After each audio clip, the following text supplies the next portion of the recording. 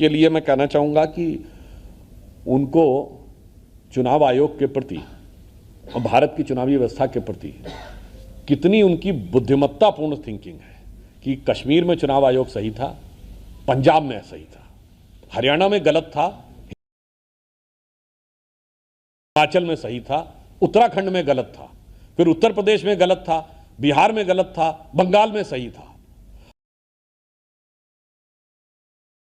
राजस्थान और मध्य प्रदेश में 2018 में सही था, 2023 में गलत हो गया, फिर महाराष्ट्र में भी 2019 में सही था, अब की गलत हो गया। क्या बताएं, गुजरात में लगातार गलत हो रहा है, मगर फिर क्या बताएं, तेलंगाना में सही हो जाता है, फिर तमिलनाडु में सही हो जाता है, फिर कर्नाटका में सही हो जाता है, और फिर 2024 के लोकसभा में सही हो जाता, बाद के विधानसभा में गलत होता। तो मैं कहना चाहता हूं, देश की जनता को वह समझने का प्रयास मत करिए, वो संज्ञा जो राहुल गांधी जी को दी गई थी, जिसे बोलना बंद कर दिया गया है। एक बात हमेशा बहन की वो अपने हर शब्द का इस्तेमाल बोल बोल के करते थे। आजकल मंत्रियों की जबान ज्यादा चल रही है। एक मंत्री उस तारीखा को उस मतलब अपने शब्दों का पार्टी क्या स्टैंड लेती है, कोई स्टैंड नेशनल मुद्दे। देखिए, उस विषय के ऊपर मंत्री महोदय ने खेद भी व्यक्त किया, माफी भी मांग ली थी। उसके उपरांत भी जो न्यायिक कार्रवाई होगी उसके अनुसार जो भी कार्य होगा स्वीकार किया जाएगा। परंतु मैं सवाल पूछना चाहता हूं, जिन लोगों ने कहा था भारत का सेनाध्यक्ष सड़क छाप गुंडा है, माफी भी नहीं मांगी थी। जिन्होंने ये कहा था भारत तेरे टुकड़े होंगे, उन्होंने तो माफी भी नहीं मांगी थी। जिन्होंने कहा था कि राजस्थान इसलिए बलात्कार ज्यादा होते हैं, शांति धारीवाल के मर्दों वाला प्रदेश है, माफी भी नहीं मांगी थी। भारत की सेना के बारे में जिन्होंने हाफिज को साहब कहा, इशरत को बेटी कहा, जिन्होंने ओसामा को जी कहा, याकूब मेनन को जुडिशियल किलिंग कहा, अफजल हम शर्मिंदा हैं, तेरे कातिल जिंदा हैं, माफी तक नहीं मांगी थी। इसलिए मेरा मानना है कि जब वो लोग ये बात करते हैं तो मुझे लगता है कि सूप बोले तो बोले, चलनी भी बोले जिसमें 100 छेद। कृपया पिछले 11 साल से सर केंद्र में भाजपा की सरकार है। विकृत इतिहास को सुधारने के लिए क्या प्रयास हुए, ऐसे कुछ दिखते नहीं है। पहला सवाल। सर दूसरा सवाल मेरा है कि फ्री ब्रिज जो मुफ्त की रेवड़ियाँ हैं उनको लेके हमेशा बीजेपी का आरोप रहा कि कांग्रेस जब भी सत्ता में रही फ्री ब्रिज मुफ्त की रेवड़ियाँ बांट के उन्होंने सत्ता हासिल की है। तो पिछले 11 साल में लगभग डबल हो गया है फ्री ब्रिज। देखिए, जो आपने इतिहास के बदलाव की बात कही, तो एक जागरण पूरे राष्ट्र में आया है। हमने क्या क्या बदलाव करने का प्रयास किया, वो बहुत लंबा विषय हो जाएगा। एक दो उदाहरण देता हूं। वो इंडिया गेट जहां 1968 तक किंग जॉर्ज की मूर्ति लगी हुई थी, अब वहां नेताजी सुभाष चंद्र बोस की मूर्ति है। भारत की नौसेना के ध्वज पर एक हिस्से में यूनियन जैक अभी तक था, अटल जी की सरकार में हटा था, दोबारा इन्होंने लागू कर दिया था। आज उसे हटाकर उसके मध्य में पंचकोणीय मुद्रा जो छत्रपति शिवाजी महाराज की है वो की गई। और हमारी नौसेना की जो एनुअल वो हुई वो सिंधुदुर्ग में हुई, जो शिवाजी महाराज का था। पंच तीर्थ बनाए गए बाबा साहब अंबेडकर के लिए के पूरे स्मरण में। और बाकी और भी कुछ देखना है तो देखिए, बदलता हुआ परिवेश देखिए, महात्मा बुद्ध की निर्वाण स्थली कुशीनगर में बना हुआ इंटरनेशनल एयरपोर्ट देखिए, उज्जैन का महाकाल कॉरिडोर देखिए, काशी विश्वनाथ का कॉरिडोर देखिए, और भव्य भगवान श्री राम का मंदिर अयोध्या में देखिए। और बदलाव इतिहास में क्या आया है, एक एग्जाम्पल के साथ बताना चाहता हूं। 2024 से पहले भारत में यदि कोई एक स्थान था जहां सबसे ज्यादा पर्यटक जाते थे एवरी ईयर, तो वो ताजमहल था। मगर 2024 पहला वर्ष बना है जब सबसे ज्यादा पर्यटक अगर किसी जगह गए हैं तो अयोध्या में श्री राम मंदिर में गए हैं। यानी एक मुर्दे के मकबरे के बारे में जिसमें यह कहानी है कि बनाने वाले कारीगरों के हाथ काट दिए गए थे, उसकी बजाय जीवंत चेतना के प्रतीक भव्य राम मंदिर, जिसको बनाने वाले कारीगरों को भगवान के समकक्ष मानते हुए मोदी जी ने उनके ऊपर पुष्प वर्षा की। इतना समाज की सोच में बदलाव आया है, ये देखना चाहिए। और जो फ्री बीज पे आपने कहा, देखिए, समाज के अंतिम सीढ़ी पर खड़े हुए व्यक्ति को सुनिश्चित कराना विकास की किरण को, यह हमारा दायित्व है। परंतु इसके साथ साथ पहले देश को आर्थिक दृष्टि से मजबूत करना। हमने महाराष्ट्र में फ्री भी किया, पर जब हमारी इकोनॉमी आगे बढ़ गई, हम चौथी बड़ी अर्थव्यवस्था बन गए, अब हम दे रहे हैं। इनकी तरह नहीं कि हिमाचल में आए फिर तनख्वाह देने का पैसा नहीं, फिर कर्नाटक में आए तो शेड्यूल कास्ट की योजनाओं से भी पैसा लाए, उसके बाद पैसा खत्म हो गया। तो कांग्रेस को समझना चाहिए, साईं उतना दीजिए जामे कुटुंब समाए, मैं भी भूखा ना रहूं साधु ना भूखा जाए। एक फ्रीबी का मैं एग्जांपल देता हूं कैसे हम देना चाहते हैं। ये फ्री में इलेक्ट्रिसिटी देने की बात करते हैं। मोदी जी ने क्या कहा, प्रधानमंत्री सूर्य घर योजना, अपने घर में लगाइए सोलर पैनल, बिजली फ्री, न खजाने पे जोर न पर्यावरण पे जोर। उसके बाद इलेक्ट्रिक व्हीकल्स भी आए, तो आप जरूरत पड़ने पे अपने 2 व्हीलर और 4 व्हीलर को चार्ज कर सकते हैं, वो भी फ्री हो गया। और ज्यादा इलेक्ट्रिसिटी हो जाए तो बेच भी सकते हैं। ये होता है दिमाग लगा के फ्रीबी देखना, और जो कांग्रेस करती दिमाग कोने में रख के फ्रीबी देना। सर, राहुल गांधी कहते हैं कि संविधान खतरे में है, और जब वो विदेश में होते हैं, खासकर यूएस या यूके में, तो उनको इसकी बड़ी याद आती है। वो यूके में है, आपको लगता है कि कोई संविधान का खतरा वहां से आएगा? देखिए, एक्चुअली में क्या है कि राहुल गांधी जी एक इस प्रकार की मानसिकता के शिकार हो गए हैं कि उन्हें स्वयं ही समझ में नहीं आता। उनको विश्वास सिर्फ संविधान पर नहीं, उन्हें भारत की सेना पर विश्वास नहीं, वायुसेना पर विश्वास नहीं है, वो भारत के चुनाव आयोग पे विश्वास नहीं। और तो छोड़िए, वो कहते थे LIC बिक गया, उस पर विश्वास नहीं। वो कहते थे SBI खत्म हो गया, all time high profit gain किया है। वो कहते हैं HAL बर्बाद हो गया, HAL के स्टॉक्स अभी 14% बढ़े हैं। और तो और छोड़िए, उनको अपने नेताओं पर विश्वास नहीं है। जो उनके नेता विदेश संबंधी स्थायी समिति के अध्यक्ष बने शशि थरूर, उन्हीं की पार्टी के द्वारा नॉमिनेट होकर पार्लियामेंट की standing committee on foreign affairs के चेयरमैन, वो और जो राजनयिक भी रहे, उसे विदेश में भेजा जाए तो उनको उस पर विश्वास नहीं है। तो मुझे लगता है जिस आदमी का विश्वास पूरी तरीके से डिग चुका हो, जो ऐसे अंधेरे में हो कि जिसे अंधेरे में भी रस्सी सांप दिखाई पड़ती हो, तो मैं उनके लिए सिर्फ कहना चाहूंगा कि चश्मा उतारो फिर देखो यारों, दुनिया नई है चेहरा पुराना। मित्रों, आज हम स्वतंत्र भारत के इतिहास के सबसे दुर्दांत, दुखद और कलंकित अध्याय, जिसमें आज से 50 वर्ष पूर्व संविधान की हत्या कर दी गई थी, उसे स्मरण करने के लिए और उसकी अर्ध शताब्दी पर आपको संबोधित करने के लिए मैं यहां उपस्थित हूं। आप सभी जानते हैं कि भारत अनादिकाल से लोकतांत्रिक परंपरा का संवाहक राष्ट्र रहा है। माननीय प्रधानमंत्री जी ने स्पष्ट कहा है कि we are not the biggest democracy of the world, we are the mother of democracy. क्योंकि यहां वैदिक काल में सभा और समितियों से लेकर वैशाली के गणराज्य तक, कर्नाटक में भगवान वासवन्ना के अनुभव मंडपों से लेकर चोल राज्य में चुनी हुई ग्राम सभाओं तक, लोकतंत्र के इतने मजबूत आधार और परंपरा थी, परंतु उसे स्वतंत्र होने के बाद जिस ढंग से कुचला गया, आज की पीढ़ी को उसे स्मरण करने की आवश्यकता है। इमरजेंसी का दौर भारत के लिए सिर्फ संवैधानिक दृष्टि से नहीं, विधायी, कार्यपालिका और मीडिया यानी लोकतंत्र के चारों स्तंभों को पूरी तरीके से ध्वस्त करने का कार्य किया गया था। आप सबको ध्यान हो कि भारत के इतिहास में एक ही मात्र ऐसा अवसर आया है जब किसी प्रधानमंत्री को न्यायालय के द्वारा चुनाव लड़ने का अयोग्य घोषित कर दिया गया हो, चुनावी धांधली के आधार पर। वो श्रीमती इंदिरा गांधी थी और उसकी परिस्थितियों के बाद के समय में यह इमरजेंसी लगाई गई। परंतु यह सिर्फ एक पक्ष तक सीमित नहीं थी।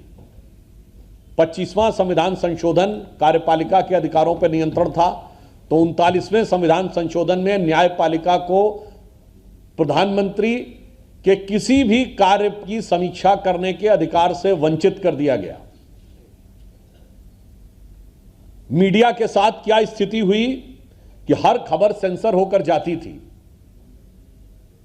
उस जमाने में लोग एक शेर बोलते थे, जो आजकल कहते हैं ना कि मीडिया को लेकर क्या स्थिति है, उस जमाने में कहा जाता था कि अब तो गालिब ज़ौक़ साहिर मीर सरकारी, बड़े बड़े शायर हैं ना, गालिब का नाम सुना होगा आपने, शेख मोहम्मद इब्राहिम ज़ौक़, मीर तकी मीर, तो उन्होंने कहा अब तो गालिब ज़ौक़ साहिर मीर सरकारी, शायरी की हो गई तासीर सरकारी। अब तो सरकार को दिखाकर शेर लिखने पड़ते थे, वो दौर मीडिया ने देखा। विधायिका का ये मजाक उड़ाया गया कि लोकसभा का कार्यकाल 1 वर्ष बढ़ाया गया, इतना नहीं, संवैधानिक व्यवस्था है कि एक कोरम होता है, यदि 542 सदस्य लोकसभा में हैं तो 10% से कम यानी 55 से अधिक कम सदस्य होंगे तो कार्रवाई नहीं चल सकती, कोई प्रस्ताव नहीं पास हो सकता। कोरम को समाप्त कर दिया गया, यानी अब 60 करोड़ के देश में उस समय 6 लोग बैठकर भी देश का कोई कानून, या 60 लोग भी बैठकर देश का कानून तो बना सकते थे, 10-20 लोग बैठकर भी बना सकते थे।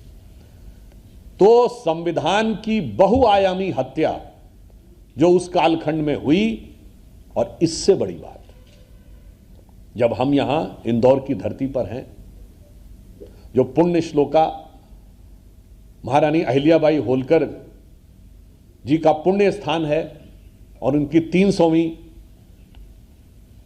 वर्षगांठ हम मना रहे हैं, उन्होंने भी इस राष्ट्र को पुण्य भूमि कहा, इसको भारत माता कहा। हमारे यहां जितने भी बड़े महापुरुष हुए उनको तो छोड़िए, जो भगवान के अवतार हुए, भगवान राम, भगवान कृष्ण, भगवान बुद्ध, भगवान महावीर, सबने इस धरती को पुण्य भूमि कहा, इस धरती को माता कहा। भगवान राम ने कहा माता भूमि पुत्रो हम पृथिव्या, मगर इस विचार ने इस देश को एक नेता के बराबर तौल दिया। India is Indira and Indira is India कहा गया, और यह किसी नेता का बयान नहीं था, यह कांग्रेस के तत्कालीन राष्ट्रीय अध्यक्ष देवकांत बरुआ का बयान है, और किसी भी पार्टी के राष्ट्रीय अध्यक्ष का बयान पार्टी का आधिकारिक वक्तव्य होता है। और आज तक किसी कांग्रेस के अध्यक्ष ने इसके विरुद्ध कोई प्रस्ताव पारित करके या इसके लिए माफी नहीं मांगी है, तो यह आज भी कांग्रेस का आधिकारिक बयान है। और यह कितना खतरनाक बयान था, भारत की परंपरा के साथ कितना बड़ा अपमान था, वो तो एक पक्ष है, इसकी प्रेरणा कहां से मिलती थी। 1934 में जर्मन नाजी पार्टी का एक बहुत बड़ा कन्वेंशन होता है, जिसमें नाजियों की बड़ी pre film Triumph of the will दिखाई जाती है, और समाप्त होने के बाद हिटलर का राइट हैंड आदमी रुडोल्फ हेस नारा लगाता है, Germany is Hitler and Hitler is Germany, कहता Germany is Fuhrer and Fuhrer is Germany. ठीक वही चीज रिफ्लेक्ट होती है, India is Indira and Indira is India. इसलिए यह आवश्यक है, और हमारे साथ वो लोग यहां विद्यमान हैं जिन्होंने उस दुर्दांत अत्याचार को सहा है। लोगों के नाखून उखाड़े गए, 1 लाख से अधिक लोगों को जेल में डाला गया। मीसा और DIR में हमारे बहुत बड़े बड़े नेता स्वर्गीय अटल जी, आडवाणी जी, अरुण जेटली जी जेल में थे, रविशंकर प्रसाद जी, मोदी जी उस समय किस प्रकार से भेष बदलकर बड़े नेताओं को यात्रा करवा के उनके सहयोगी के रूप में, किसी को गुजरात से मुंबई पहुंचाना है तो किसी को देश के किसी हिस्से में पहुंचाना है, उस कार्य में लगे थे। रक्षा मंत्री राजनाथ सिंह जी की माता जी का देहांत हो गया तो उन्हें अपनी माता जी के अंतिम संस्कार में जाने की अनुमति नहीं दी गई। इन सारे विषयों को जिन्होंने सहा, तो ये विचार आज बताना इसलिए जरूरी है कि हम वो लोग हैं जो भारत माता और वंदे मातरम बोलते हैं, ये वो लोग हैं जो इंडिया इज इंदिरा और इंदिरा इज इंडिया बोलते थे। अब आपके मन में प्रश्न उठेगा कि आज इस विषय को बताने की आवश्यकता क्यों है? तो मात्र इसलिए नहीं कि इतिहास को याद करना, कांग्रेस पार्टी के चाल चिंतन चेहरा चरित्र चारों में नजर आता है। वो अपने को संविधान से ऊपर समझते हैं। जब सत्ता में थे तो संवैधानिक दृष्टि से देश की सर्वोच्च एग्जीक्यूटिव बॉडी है यूनियन कैबिनेट। कैबिनेट के प्रस्ताव को सरेआम फाड़ना प्रेस कॉन्फ्रेंस में क्या दर्शाता है? वही इंडिया इज इंदिरा का भाव, I am above the constitution. अरे आपकी सरकार थी, आप तो उस समय आंख के इशारे पर उसको विड्रॉ करवा सकते थे। और जब मैं चुनाव जीतूंगा तो आज क्या स्थिति है? Then the constitution is right. मैं चुनाव हार जाऊंगा तो संविधान खतरे में है। तो ये संविधान की किताब लेकर खड़े होने वालों का मुखौटा और उस मुखौटे के पीछे का असली बदरंग चेहरा क्या है, यह आज दिखाई पड़ता है। यदि आप चुनाव जीतेंगे तो चुनाव आयोग सही है, यदि आप चुनाव हारेंगे तो चुनाव आयोग गलत है। आपके पक्ष में खबर निकलेगी तो मीडिया सही है, अगर मेरे मनोनुकूल खबर नहीं चलेगी तो मीडिया सही नहीं है। यानी वो जो इमरजेंसी की मानसिकता थी वो यथावत हूबहू आज भी कांग्रेस की कैरेक्टरिस्टिक्स में दिखाई पड़ती है, इसलिए इसे ध्यान करने की जरूरत है। और इतना ही नहीं, इंडिया इज इंदिरा का भाव कहां पे दिखाई पड़ रहा आज भी? केवल 2 साल पहले राहुल गांधी जी विदेश में जाके क्या बोले? Why the defenders of democracy America and Europe are silent over India. यानी आप यह कह रहे हैं कि लोकतंत्र के माई बाप, आपकी नजर में माई बाप है, अमेरिका और यूरोप भारत के अंदर लोकतंत्र में हस्तक्षेप क्यों नहीं कर रहे हैं? यानी मेरी राजनीतिक हार या जीत राष्ट्रहित से ऊपर हो गई। राष्ट्र मेरी सुविधा के अनुसार चलेगा। तो यह मानसिकता आज भी यथावत कांग्रेस पार्टी के अंदर दिखाई पड़ रही है। तो युवा पीढ़ी को यह ध्यान रखने की आवश्यकता है कि हम इतिहास से स्मरण लें। और आज के कालखंड में एक बिंदु और कहना चाहता हूं कि डेमोक्रेसी वास्तविक अर्थों में इमरजेंसी के बाद आई थी, क्योंकि इमरजेंसी से पहले जितने भी चुनाव होते थे सरकार नहीं बदलती थी। सत्ता में बदलाव इमरजेंसी के बाद आना शुरू हुआ। यानी हमें स्वतंत्रता मिली थी, परंतु वास्तविक अर्थों में राजनैतिक चेतना का उद्भव जेपी आंदोलन के बाद हुआ और नवनिर्माण आंदोलन जो गुजरात में प्रारंभ हुआ था। इन दोनों आंदोलनों ने भारत के राजनीतिक पटल को बदल दिया और उसके बाद सरकारें बदलनी शुरू हुई। कई राज्यों में तो 77 के बाद से आज तक कांग्रेस वापस नहीं आ पाई है, जैसे पश्चिम बंगाल है, तमिलनाडु में वैसे उससे पहले ही बाहर हो गए थे, उसके बाद वापस नहीं आ पाए। उसी प्रकार भारत की वास्तविक स्वतंत्रता में एक सांस्कृतिक चेतना का उद्भव 90 के दशक में हुआ श्री राम मंदिर आंदोलन के बाद। और वैचारिक स्वतंत्रता की लड़ाई आज भी जारी है। जो प्रधानमंत्री जी ने कहा यह अमृतकाल है, इसमें गुलामी की मानसिकता से अपने को मुक्त करना है। तो मैं यह भी कहना चाहता हूं देश से कि इमरजेंसी में हमें वास्तविक राजनैतिक लोकतंत्र मिला था, फिर सांस्कृतिक लोकतंत्र 20वीं शताब्दी के अंतिम दशक में मिला और वैचारिक लोकतंत्र की अभी भी संघर्ष जारी है, जो हमारे दिमागों पर गुलामी की मानसिकता के प्रभाव अभी भी विद्यमान है। इसलिए हम आज लोकतंत्र की रक्षा का संकल्प लेते हुए और इस बात को सुनिश्चित करते हुए कि बाबा साहब अंबेडकर ने जिस संविधान की रचना की और हमारे संविधान निर्माताओं के जो मूल प्रेरक बिंदु थे और हमारी महान परंपरा की हजारों वर्ष पुरानी जो लोकतांत्रिक व्यवस्था है, परंपरा है, उसके अनुरूप इस राष्ट्र में लोकतंत्र इतना वाइब्रेंट होना चाहिए कि कभी भी कोई ऐसे विचार के बारे में सोच न सके। और वो सिर्फ और सिर्फ भारतीय जनता पार्टी और एनडीए आज प्रधानमंत्री श्री नरेंद्र मोदी जी के रूप में स्पष्ट रूप से उसको चरितार्थ करता दिखा रहा है।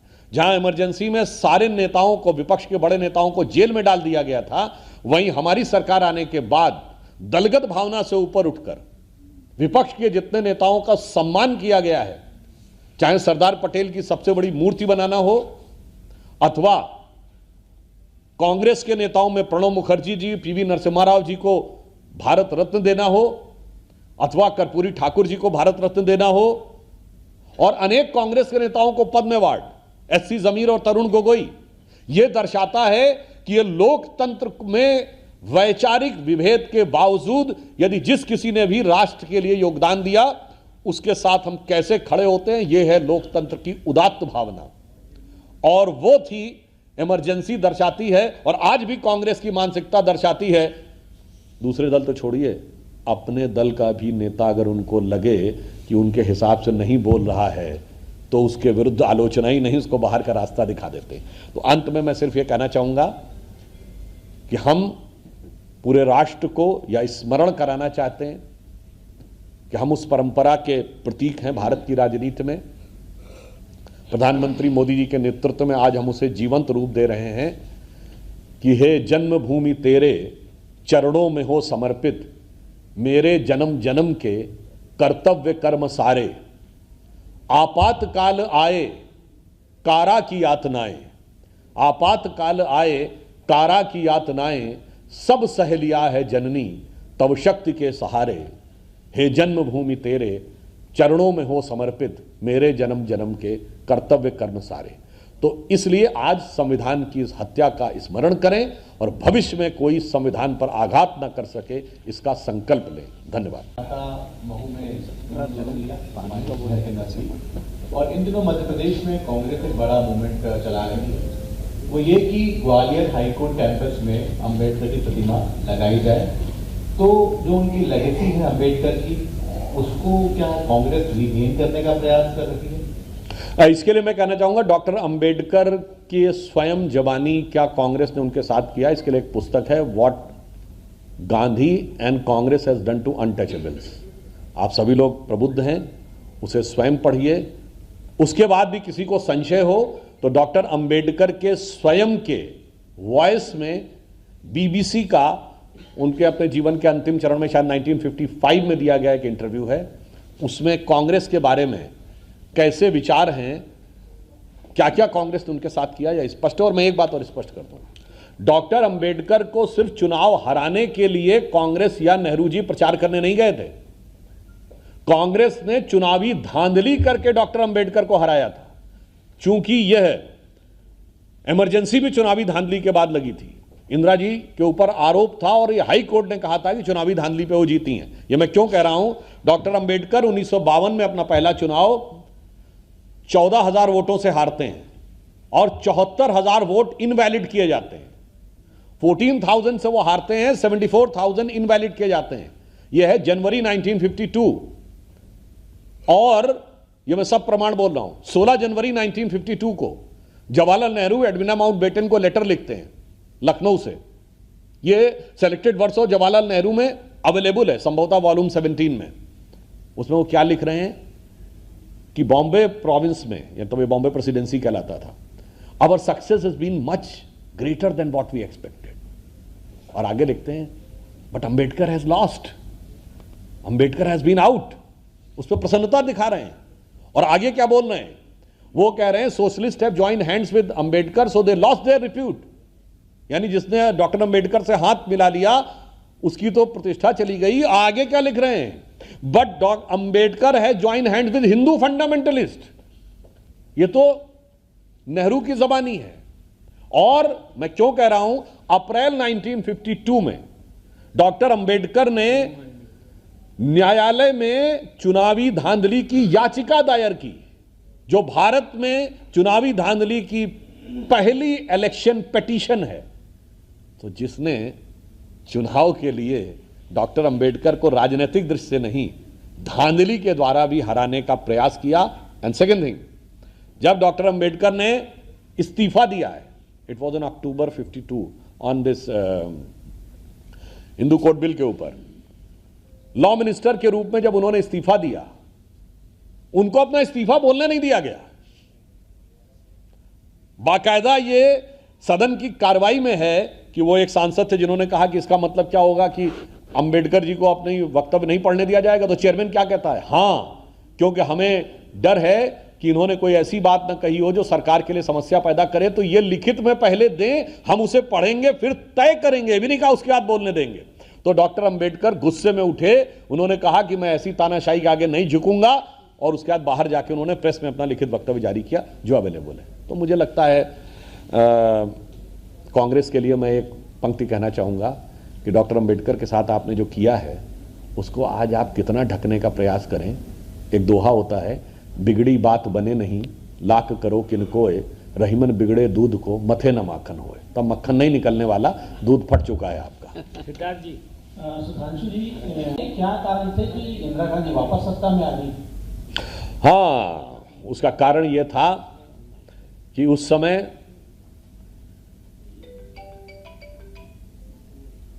कुछ जनता परिवार में आपसी मतभेद, अहम भाव ऐसे बढ़ गए कि उसी पर दुखी होकर अटल जी ने एक पंक्ति लिखी थी, उसमें आपको समझ में आ जाएगा कि क्यों जनता पार्टी टूट गई।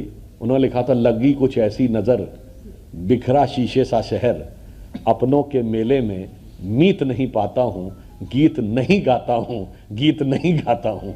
तो इस कारण से, मगर वहीं से भाजपा की नई यात्रा प्रारंभ हुई। हम 1980 में बने और उसके बाद हम एकमात्र राजनीतिक दल हैं जिसने अपना कद भारत की राजनीति में कांग्रेस से बड़ा करके दिखाया, और मोदी जी के नेतृत्व में लगातार तीसरी बार जनता के द्वारा चुनकर केंद्र में सरकार बना के दिखाई।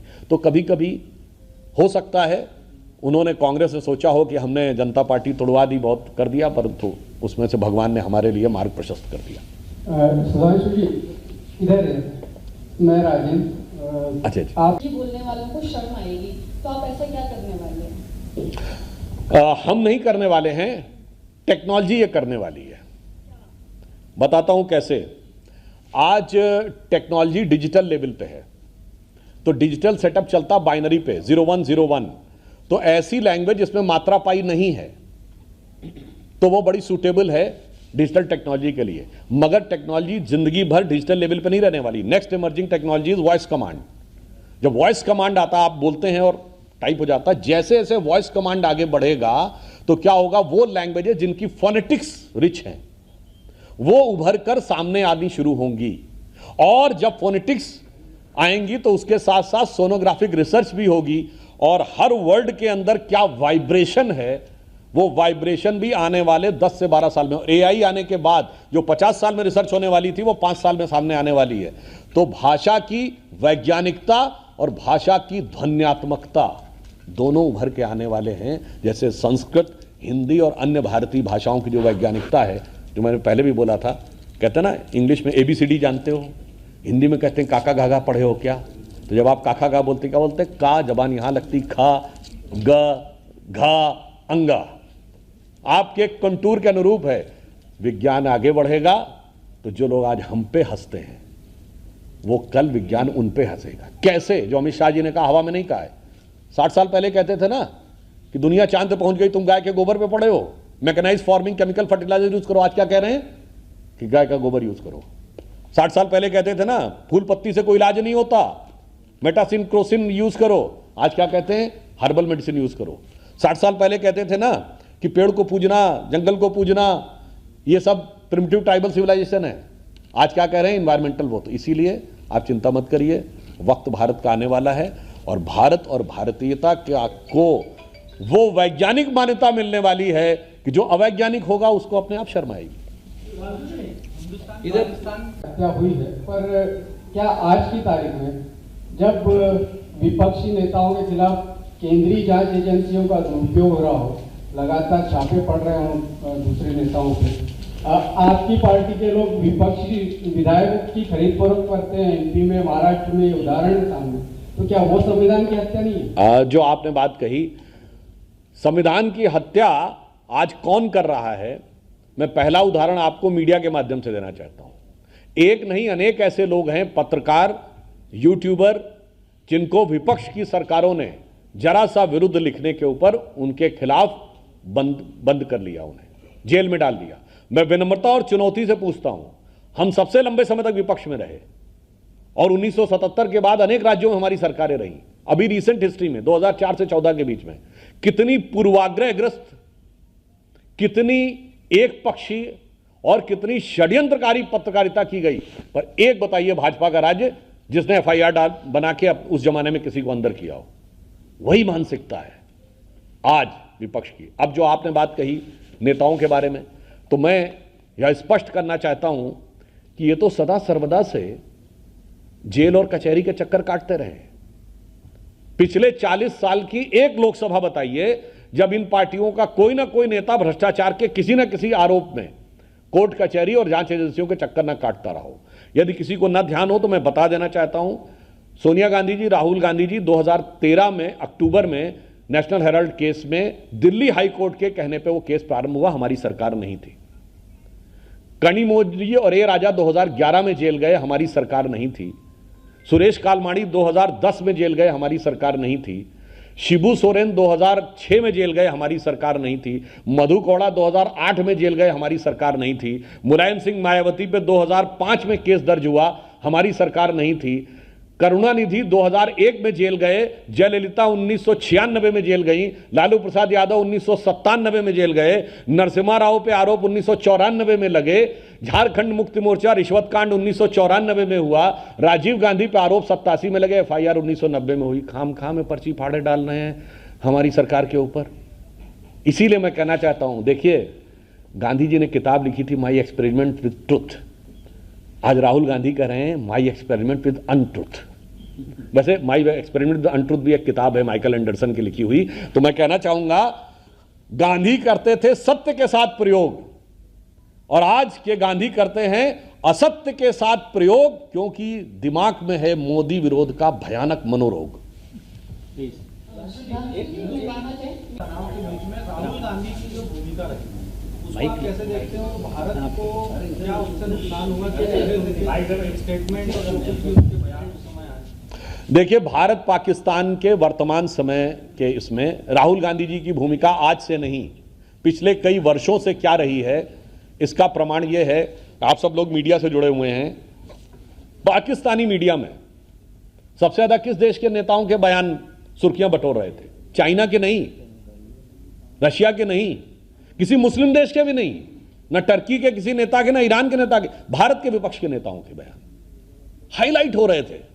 पाकिस्तानी संसद में कहां के बयान कोट किए जा रहे थे? भारत के विपक्षी नेताओं के, कांग्रेस के नेताओं के, चाहे विजय वेडेट्टीवार महाराष्ट्र के हों, या कर्नाटक के उनके मंत्री हों, या कर्नाटक के सीएम हों, और राहुल गांधी जी के का खुद नाम पाकिस्तान ने भारत के विरुद्ध डोजियर में यूज किया है।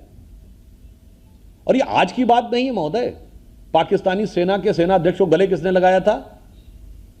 कांग्रेस के नेता सिद्धू जी ने।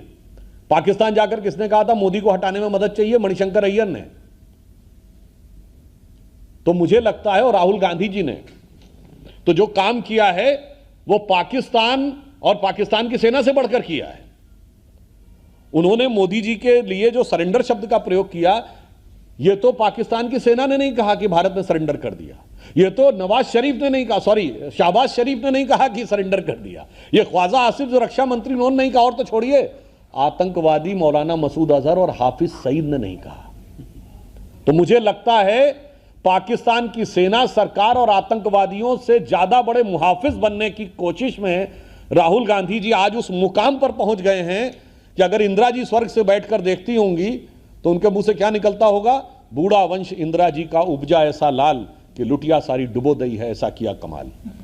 प्रधानमंत्री जी, महाराष्ट्र चुनाव को लेकर राहुल गांधी लगातार, दूसरी ओर चुनाव आयोग ने खुला चैलेंज दे दिया कि आप आइए हमसे बात कीजिए, लेकिन अभी फिलहाल राहुल गांधी तो लंदन चले गए हैं, क्या आपका सर? देखिए, राहुल जी जब तक लंदन जाते रहते हैं, सेंट मिलाने चंदन में चले जाते रहते हैं, परंतु जहां तक चुनाव आयोग का प्रश्न है, बड़ी मजेदार बात है, उनके प्रत्याशी नागपुर से देवेंद्र फडणवीस जी ने बिल्कुल अप्रोप्रिएट उत्तर दिया। एक नहीं, कई दर्जनों कॉन्स्टिट्यूएंसीज हैं जहां भारी मात्रा में वोट बढ़ा और विपक्ष जीता है, जिसमें एक सबसे ज्यादा जहां जीता उसमें से एक मालेगांव भी है, जिसको लेकर खूब लड़ाई हो रही थी। सपा को चाहिए कि कांग्रेस को चाहिए, और अब तो मतलब शिवसेना यूबीटी को भी वही विशेष वाली कॉन्स्टिट्यूएंसीज चाहिए, जिसमें आप समझ सकते हैं ना कि एक विशेष प्रकार का वोट बैंक रहता है जो पूरे इंडिया गठबंधन को ग्लू करके रहता है। वहां भी खूब वोट जुड़े और वो जीते। परंतु मैं पूछना चाहता हूं, राहुल गांधी जी इस प्रकार की गैर जिम्मेदाराना बयान नेता प्रतिपक्ष के रूप में नहीं देने चाहिए। क्यों? आपके हर बूथ पे पोलिंग एजेंट थे। जब वोटिंग समाप्त होती, चुनाव आयोग बिल्कुल डिटेल उत्तर दे चुका है, बहुत लंबा उत्तर दिया है, सबके सामने सील किया जाता है। आज के जमाने में आपके पोलिंग बूथ के एजेंट्स वहां अवेलेबल थे, और लिस्ट तो खुद ही इनके प्रत्याशी बता रहे हैं, देखिए साहब ये लिस्ट है, फिर आप कह रहे हैं लिस्ट चुनाव आयोग दे। अरे भाई, चुनाव आयोग में मतदाता सूची आज वेबसाइट पे अवेलेबल है, anybody can go and check. परंतु वही वाली बात है कि अगर मैं जीता तो ठीक था। और वैसे मैं कांग्रेस के लिए मैं कहना चाहूंगा कि उनको चुनाव आयोग के प्रति और भारत की चुनावी व्यवस्था के प्रति कितनी उनकी बुद्धिमत्तापूर्ण थिंकिंग है कि कश्मीर में चुनाव आयोग सही था, पंजाब में सही था, हरियाणा में गलत था, हिमाचल में सही था, उत्तराखंड में गलत था, फिर उत्तर प्रदेश में गलत था, बिहार में गलत था, बंगाल में सही था, राजस्थान और मध्य प्रदेश में 2018 में सही था, 2023 में गलत हो गया, फिर महाराष्ट्र में भी 2019 में सही था, अब की गलत हो गया। क्या बताएं, गुजरात में लगातार गलत हो रहा है। मगर फिर क्या बताएं, तेलंगाना में सही हो जाता है, फिर तमिलनाडु में सही हो जाता है, फिर कर्नाटका में सही हो जाता है, और फिर 2024 के लोकसभा में सही हो जाता, बाद के विधानसभा में गलत होता। तो मैं कहना चाहता हूं, देश की जनता को वह समझने का प्रयास मत करिए, वो संज्ञा जो राहुल गांधी जी को दी गई थी, जिसे बोलना बंद कर दिया गया है। एक बात हमेशा बहन की वो अपने हर शब्द का इस्तेमाल मोल तोल के करते थे। आजकल मंत्रियों की जबान ज्यादा चल रही है। एक मंत्री उस तारीखा को उस मतलब अपने शब्दों का पार्टी क्या स्टैंड लेती है, कोई स्टैंड नेशनल मुद्दे। देखिए, उस विषय के ऊपर मंत्री महोदय ने खेद भी व्यक्त किया, माफी भी मांग ली थी। उसके उपरांत भी जो न्यायिक कार्रवाई होगी उसके अनुसार जो भी कार्य होगा स्वीकार किया जाएगा। परंतु मैं सवाल पूछना चाहता हूं, जिन लोगों ने कहा था भारत का सेनाध्यक्ष सड़क छाप गुंडा है, माफी भी नहीं मांगी थी। जिन्होंने ये कहा था भारत तेरे टुकड़े होंगे, उन्होंने तो माफी भी नहीं मांगी थी। जिन्होंने कहा था कि राजस्थान इसलिए बलात्कार ज्यादा होते हैं, शांति धारीवाल के मर्दों वाला प्रदेश है, माफी भी नहीं मांगी थी। भारत की सेना के बारे में जिन्होंने हाफिज को साहब कहा, इशरत को बेटी कहा, जिन्होंने ओसामा को जी कहा, याकूब मेनन को जुडिशियल किलिंग कहा, अफजल हम शर्मिंदा हैं, तेरे कातिल जिंदा हैं, माफी तक नहीं मांगी थी। इसलिए मेरा मानना है कि जब वो लोग ये बात करते हैं तो मुझे लगता है कि सूप बोले तो बोले, चलनी भी बोले जिसमें 100 छेद। कृपया पिछले 11 साल से सर केंद्र में भाजपा की सरकार है। विकृत इतिहास को सुधारने के लिए क्या प्रयास हुए, ऐसे कुछ दिखते नहीं है। पहला सवाल। सर दूसरा सवाल मेरा है कि फ्री ब्रिज जो मुफ्त की रेवड़ियां हैं उनको लेके हमेशा बीजेपी का आरोप रहा कि कांग्रेस जब भी सत्ता में रही फ्री ब्रिज मुफ्त की रेवड़ियां बांट के उन्होंने सत्ता हासिल की है। तो पिछले 11 साल में लगभग डबल हो गया है फ्री ब्रिज। देखिए, जो आपने इतिहास के बदलाव की बात कही, तो एक जागरण पूरे राष्ट्र में आया है। हमने क्या क्या बदलाव करने का प्रयास किया, वो बहुत लंबा विषय हो जाएगा। एक दो उदाहरण देता हूं। वो इंडिया गेट जहां 1968 तक किंग जॉर्ज की मूर्ति लगी हुई थी, अब वहां नेताजी सुभाष चंद्र बोस की मूर्ति है। भारत की नौसेना के ध्वज पर एक हिस्से में यूनियन जैक अभी तक था, अटल जी की सरकार में हटा था, दोबारा इन्होंने लागू कर दिया था। आज उसे हटाकर उसके मध्य में पंचकोणीय मुद्रा जो छत्रपति शिवाजी महाराज की है वो की गई। और हमारी नौसेना की जो एनुअल वो हुई वो सिंधुदुर्ग में हुई, जो शिवाजी महाराज का था। पंच तीर्थ बनाए गए बाबा साहब अंबेडकर के लिए के पूरे स्मरण में। और बाकी और भी कुछ देखना है तो देखिए, बदलता हुआ परिवेश देखिए, महात्मा बुद्ध की निर्वाण स्थली कुशीनगर में बना हुआ इंटरनेशनल एयरपोर्ट देखिए, उज्जैन का महाकाल कॉरिडोर देखिए, काशी विश्वनाथ का कॉरिडोर देखिए, और भव्य भगवान श्री राम का मंदिर अयोध्या में देखिए। और बदलाव इतिहास में क्या आया है, एक एग्जाम्पल के साथ बताना चाहता हूं। 2024 से पहले भारत में यदि कोई एक स्थान था जहां सबसे ज्यादा पर्यटक जाते थे एवरी ईयर, तो वो ताजमहल था। मगर 2024 पहला वर्ष बना है जब सबसे ज्यादा पर्यटक अगर किसी जगह गए हैं तो अयोध्या में श्री राम मंदिर में गए हैं। यानी एक मुर्दे के मकबरे के बारे में जिसमें यह कहानी है कि बनाने वाले कारीगरों के हाथ काट दिए गए थे, उसकी बजाय जीवंत चेतना के प्रतीक भव्य राम मंदिर, जिसको बनाने वाले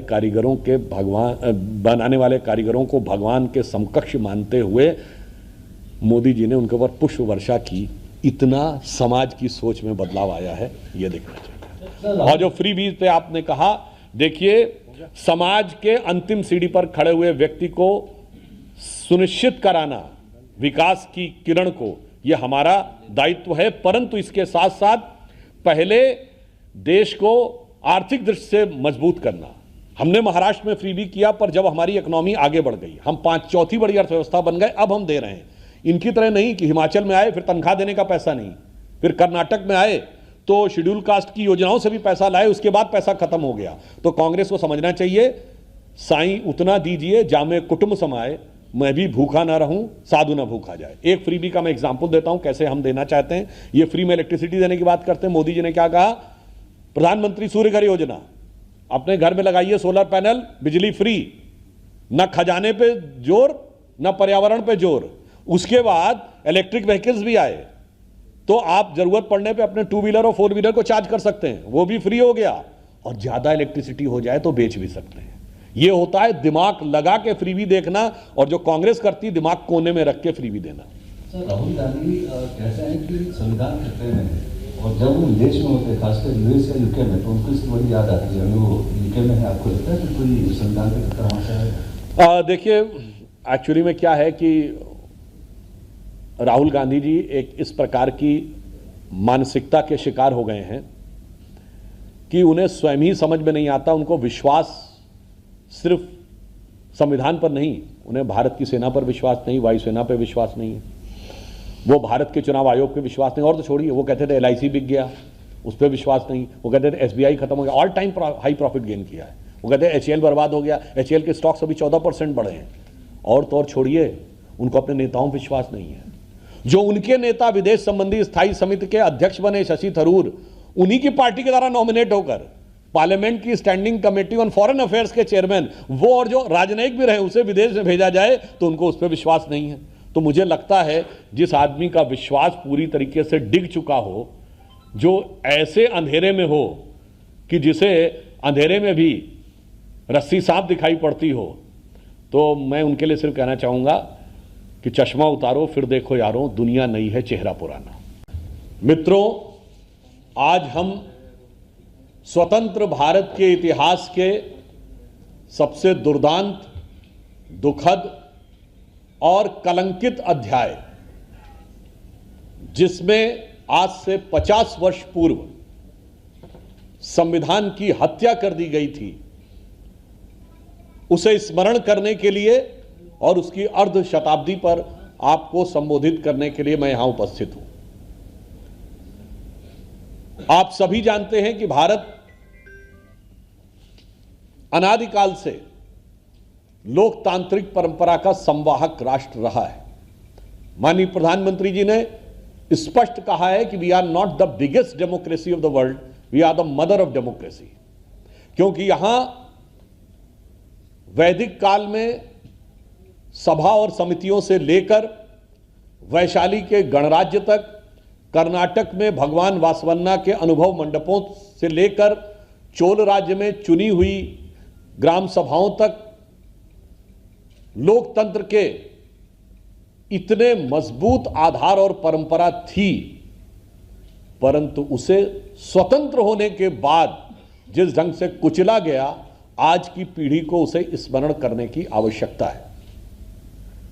इमरजेंसी का दौर भारत के लिए सिर्फ संवैधानिक दृष्टि से नहीं, विधायी, कार्यपालिका और मीडिया यानी लोकतंत्र के चारों स्तंभों को पूरी तरीके से ध्वस्त करने का कार्य किया गया था। आप सबको ध्यान हो कि भारत के इतिहास में एक ही मात्र ऐसा अवसर आया है जब किसी प्रधानमंत्री को न्यायालय के द्वारा चुनाव लड़ने का अयोग्य घोषित कर दिया गया हो, चुनावी धांधली के आधार पर। वो श्रीमती इंदिरा गांधी थी और उसकी परिस्थितियों के बाद के समय में यह इमरजेंसी लगाई गई। परंतु यह सिर्फ एक पक्ष तक सीमित नहीं थी। 25वां संविधान संशोधन कार्यपालिका के अधिकारों पर नियंत्रण था, तो 39वें संविधान संशोधन में न्यायपालिका को प्रधानमंत्री के किसी भी कार्य की समीक्षा करने के अधिकार से वंचित कर दिया गया। मीडिया के साथ क्या स्थिति हुई कि हर खबर सेंसर होकर जाती थी। उस जमाने में लोग एक शेर बोलते थे जो आजकल कहते हैं ना कि मीडिया को लेकर क्या स्थिति है, उस जमाने में कहा जाता था कि अब तो गालिब ज़ौक़ साहिर मीर सरकारी। बड़े बड़े शायर जो है ना, गालिब का नाम सुना होगा आपने, शेख मोहम्मद इब्राहिम ज़ौक़, मीर तकी मीर, तो उन्होंने कहा अब तो गालिब ज़ौक़ साहिर मीर सरकारी, शायरी की हो गई तासीर सरकारी। अब तो सरकार को दिखाकर शेर लिखने पड़ते थे। वो दौर मीडिया ने देखा। विधायिका का ये मजाक उड़ाया गया कि लोकसभा का कार्यकाल 1 वर्ष बढ़ाया गया, इतना नहीं, संवैधानिक व्यवस्था है कि एक कोरम होता है। यदि 542 सदस्य लोकसभा में हैं तो 10% से कम यानी 55 से अधिक कम सदस्य होंगे तो कार्रवाई नहीं चल सकती, कोई प्रस्ताव नहीं पास हो सकता। कोरम को समाप्त कर दिया गया। यानी अब 60 करोड़ के देश में उस समय 6 लोग बैठकर भी देश का कोई कानून, या 60 लोग भी बैठकर देश का कानून तो बना सकते थे, 10-20 लोग बैठकर भी बना सकते थे। तो संविधान की बहुआयामी हत्या जो उस कालखंड में हुई, और इससे बड़ी बात, जब हम यहां इंदौर की धरती पर हैं, जो पुण्य श्लोका महारानी अहिल्याबाई होलकर जी का पुण्य स्थान है और उनकी 300वीं वर्षगांठ हम मना रहे हैं, उन्होंने भी इस राष्ट्र को पुण्य भूमि कहा, इसको भारत माता कहा। हमारे यहां जितने भी बड़े महापुरुष हुए उनको तो छोड़िए, जो भगवान के अवतार हुए, भगवान राम, भगवान कृष्ण, भगवान बुद्ध, भगवान महावीर, सबने इस धरती को पुण्य भूमि कहा, इस धरती को माता कहा। भगवान राम ने कहा माता भूमि पुत्रो हम पृथिव्या, मगर इस विचार ने इस देश को एक नेता के बराबर तौल दिया। India is Indira and Indira is India कहा गया, और यह किसी नेता का बयान नहीं था, यह कांग्रेस के तत्कालीन राष्ट्रीय अध्यक्ष देवकांत बरुआ का बयान है, और किसी भी पार्टी के राष्ट्रीय अध्यक्ष का बयान पार्टी का आधिकारिक वक्तव्य होता है। और आज तक किसी कांग्रेस के अध्यक्ष ने इसके विरुद्ध कोई प्रस्ताव पारित करके या इसके लिए माफी नहीं मांगी है, तो यह आज भी कांग्रेस का आधिकारिक बयान है। और यह कितना खतरनाक बयान था, भारत की परंपरा के साथ कितना बड़ा अपमान था, वो तो एक पक्ष है, इसकी प्रेरणा कहां से मिलती थी।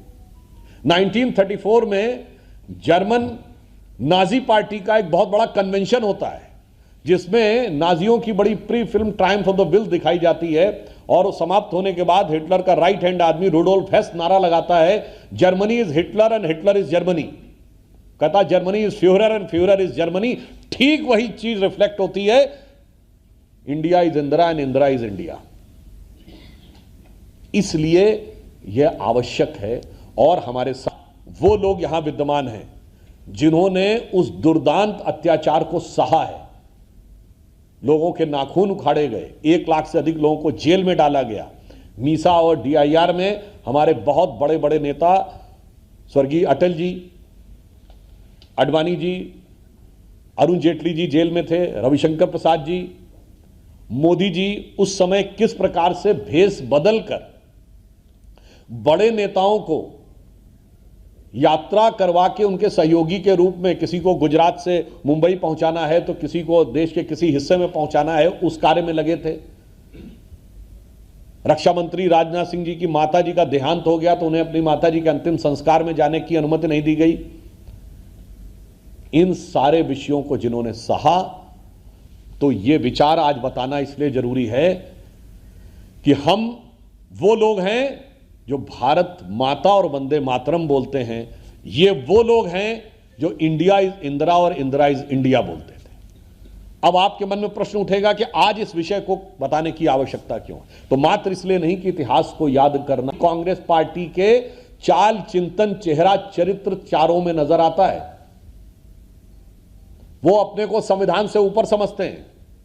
जब सत्ता में थे तो संवैधानिक दृष्टि से देश की सर्वोच्च एग्जीक्यूटिव बॉडी है यूनियन कैबिनेट। कैबिनेट के प्रस्ताव को सरेआम फाड़ना प्रेस कॉन्फ्रेंस में क्या दर्शाता है? वही इंडिया इज इंदिरा का भाव, I am above the constitution. अरे आपकी सरकार थी, आप तो उस समय आंख के इशारे पर उसको विड्रॉ करवा सकते थे। और जब मैं चुनाव जीतूंगा तो आज क्या स्थिति है? Then the constitution is right. मैं चुनाव हार जाऊंगा तो संविधान खतरे में है। तो ये संविधान की किताब लेकर खड़े होने वालों का मुखौटा और उस मुखौटे के पीछे का असली बदरंग चेहरा क्या है, यह आज दिखाई पड़ता है। यदि आप चुनाव जीतेंगे तो चुनाव आयोग सही है, यदि आप चुनाव हारेंगे तो चुनाव आयोग गलत है। आपके पक्ष में खबर निकलेगी तो मीडिया सही है, अगर मेरे मनोनुकूल खबर नहीं चलेगी तो मीडिया सही नहीं है। यानी वो जो इमरजेंसी की मानसिकता थी वो यथावत हूबहू आज भी कांग्रेस की कैरेक्टरिस्टिक्स में दिखाई पड़ती है, इसलिए इसे ध्यान करने की जरूरत है। और इतना ही नहीं, इंडिया इज इंदिरा का भाव कहां पे दिखाई पड़ रहा आज भी? केवल 2 साल पहले राहुल गांधी जी विदेश में जाके क्या बोले? Why the defenders of democracy America and Europe are silent over India. यानी आप ये कह रहे हैं कि लोकतंत्र के माई बाप, आपकी नजर में माई बाप है, अमेरिका और यूरोप भारत के अंदर लोकतंत्र में हस्तक्षेप क्यों नहीं कर रहे हैं? यानी मेरी राजनीतिक हार या जीत राष्ट्रहित से ऊपर हो गई, राष्ट्र मेरी सुविधा के अनुसार चलेगा। तो यह मानसिकता आज भी यथावत कांग्रेस पार्टी के अंदर दिखाई पड़ रही है। तो युवा पीढ़ी को यह ध्यान रखने की आवश्यकता है कि हम इतिहास से स्मरण लें। और आज के कालखंड में एक बिंदु और कहना चाहता हूं कि डेमोक्रेसी वास्तविक